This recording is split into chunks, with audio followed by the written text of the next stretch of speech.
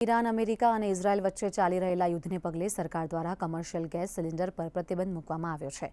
ત્યારે સુરતના ગોડાદરા વિસ્તારમાં ઉત્તર ભારતીય સમૂહ વિવાહ સમિતિ દ્વારા આયોજિત દ્વિતીય સમૂહ વિવાહ સમારોહનું આયોજન કરવામાં આવ્યું હતું।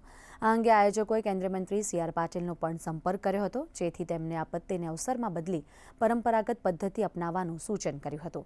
15,000થી વધુ લોકોના જમણવાર માટે આયોજકોએ દક્ષિણ ગુજરાતના ગામડાઓમાંથી ખાસ 2,000 કિલો લાકડા મંગાવીને મેદાનમાં લાકડાના ચૂલા બનાવીને રસોઈ બનાવી હતી। લાકડાના ચૂલા પર કુલ 14 જેટલી અલગ અલગ વાનગીઓ તૈયાર કરવામાં આવી હતી।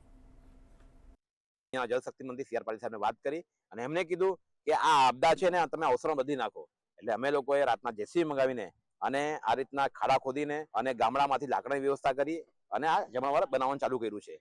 એટલે તમામ લોકો આજે જે જૂના જમાનામાં અમારા જે પૂર્વજો હતા એ લોકો બી પહેલા આ રીતના જ જમણવાર બનાવીને લોકોને જમાડતા હતા। એટલે આ વ્યવસ્થા મેં કરીને આજે તમે જોઈ શકો છો કે આ 2 ટાઈપની શાક, અમારી પૂરી, સબ્જી, તમામ દાળ બાળ બધું રેડી થઈ ગયું છે।